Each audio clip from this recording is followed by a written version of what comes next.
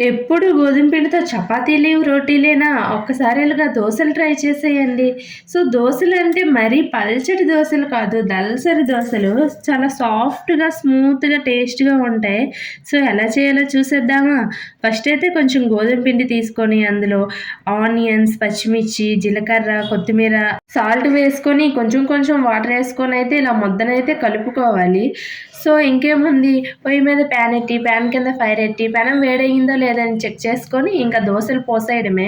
So, పల్చగా అయితే పామేయకండి. Just అలా స్ప్రెడ్ చేయండి అంతే. సో, అలా స్ప్రెడ్ చేసిన తర్వాత ఆయిల్ వేసుకొని, 2 వైపులా మంచిగా కాల్చేస్తే, మన గోధుమ పిండి దోస అయితే రెడీ అయిపోతుంది. చాలా స్పాంజీగా, చాలా టేస్ట్‌గా ఉంటుంది. ఒకసారి ట్రై చేయండి. వీటిలికి ఎటువంటి చట్నీ కూడా అవసరం లేదు. నార్మల్‌గా తినేయవచ్చు. ఇంకా చల్లారిపోయిన కన్నా వేడి వేడిగా తింటేనే చాలా బావుంటుంది. సో, చూసారా దోసలైతే చాలా బాగా వస్తున్నాయి. మీకు కూడా నచ్చాయా? నచ్చితే ఒకసారి ట్రై చేసేయండి. నేను నా బాబు కోసమయితే ఈ దోసలు చేశాను. వాడైతే చాలా ఇష్టంగా తిన్నాడు. సో, వీడియో నచ్చిందా? నచ్చితే సబ్స్క్రైబ్ చేసుకోండబ్బా! అలాగే లైక్ కూడా చేయండే.